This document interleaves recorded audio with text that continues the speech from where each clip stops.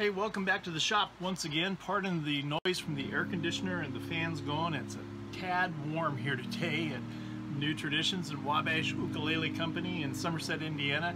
We've got another reveal for you. This is number 263. This is a Wabash ukulele, baritone ukulele. It's a good size one.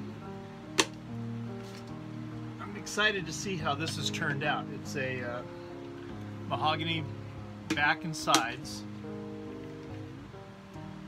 with a really nice Alaska Sitka spruce top. Really nice, really pretty top. Can't wait to hear it. I started out building guitars, so went from guitars to dulcimers and from dulcimers to ukuleles, and I still do about 2 guitars a year, acoustic guitars. So it's kind of my first love, the larger instruments.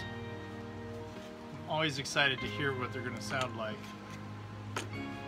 So this is the body of 263 baritone ukulele, Wabash Ukulele Company. Mahogany back and sides and Alaska Sitka spruce top. And there she is.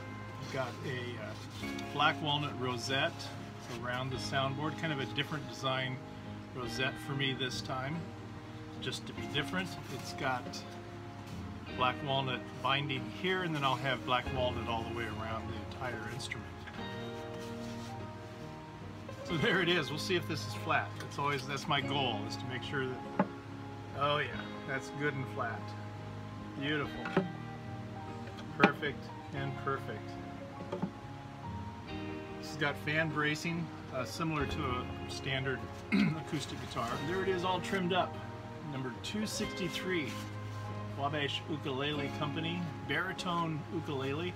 It will have black walnut binding that will match the end binding. It has a black walnut rosette, which is kind of different for me, the style of it. This is kind of a typical style rosette for me, but I like this, so I thought I'd try it.